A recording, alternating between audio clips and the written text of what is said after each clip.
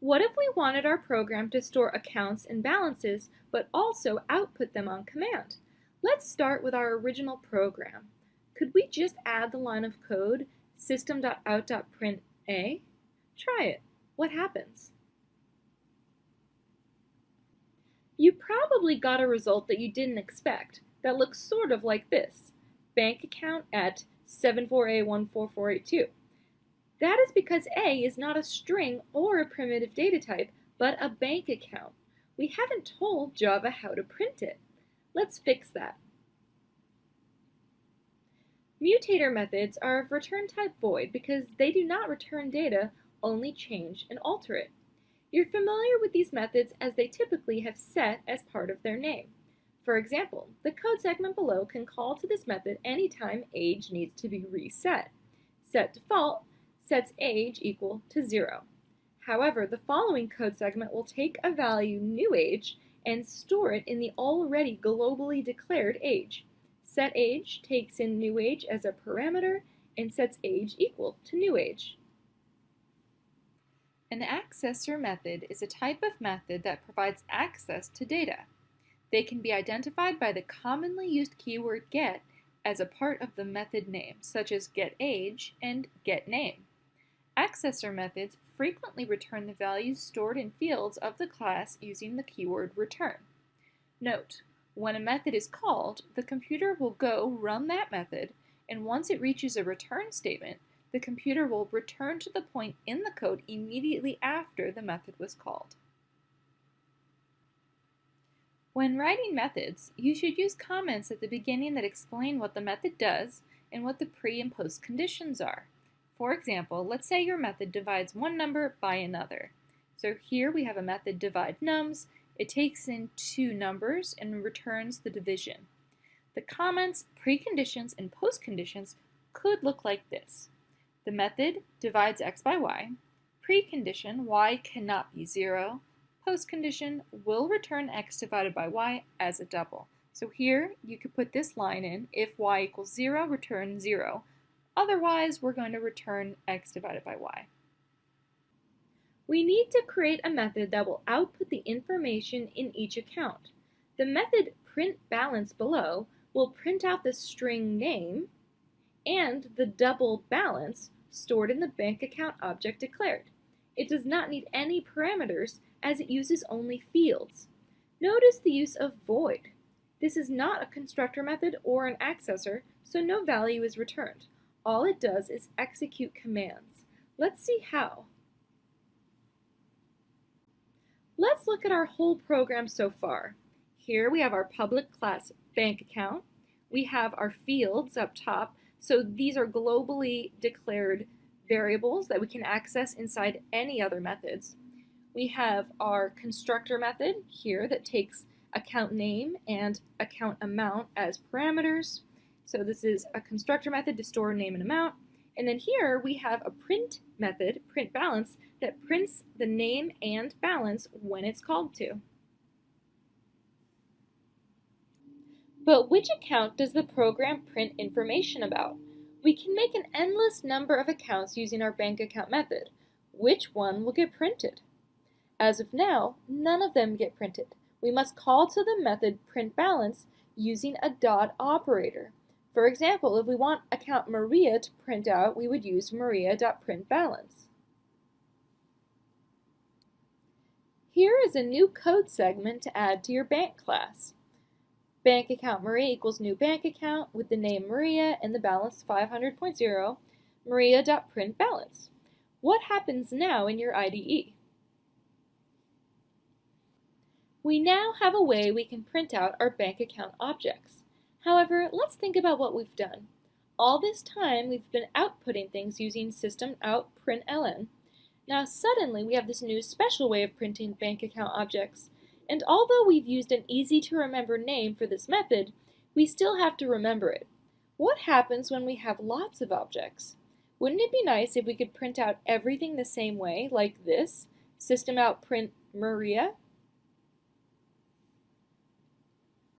To make this work, we just need to write a toString method, which returns the string we want to display. So we have a string that we're returning. the method is called toString. Then it returns name plus a space and then the balance. You can return anything you want in this method. Now we can try our code again.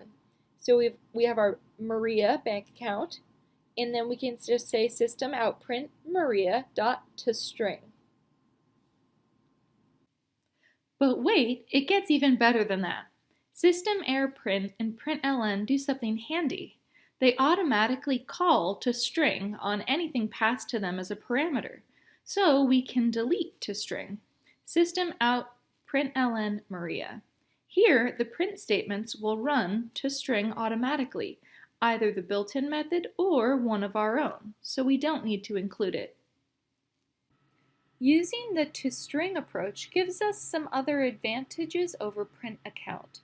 We can use either print or println depending on our needs. We can concatenate a bank account object with other output, like this. When a string object is concatenated with an object reference, the referenced object's toString method is implicitly called. There's one more thing we need to fix though. Let's go back and print statements to all three accounts. So we have Maria, John, and Gabe, 3 different bank accounts, and then we're going to print each one. But it's kind of repetitive. What would it look like with 100 bank accounts?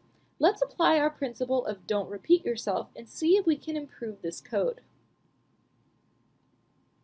First, instead of a separate variable for each account, let's create one variable, an array of bank account objects. So we have an array of bank account objects right here, and we can see that there are three compartments. Then we save each account into the array like this. We access each index in this array, and we save a new bank account object in there. And then finally, we print each element in the array using a for loop.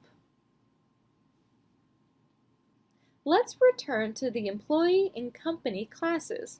Remember the issue with overriding each new hire's data every time the loop ran without first storing it? We can solve this using the exact same technique we just learned. Number 1, write a toString instance method for the employee class. 2, save all the employee instances into an array instead of into their own variables. And 3, use a for loop to go through each member of the array, calling toString on each one. Now that we have a toString method, we can see that parts of it look a lot like the code in print balance. We could delete print balance, but let's keep it for now in order to learn an important concept. Following the don't repeat yourself principle, how can we have print balance use our new toString method? We want something like this, but that won't work. Try it to see what happens. We don't want to print the class bank account, we want to print an instance of bank account, specifically the instance that is trying to print its own balance, so maybe something like this. Unfortunately, me doesn't actually work. Here's another thing that won't work because of scope. If in the main method of our bank class we have this, new bank account Maria, in the bank account class, it might be tempting to try to use the word Maria.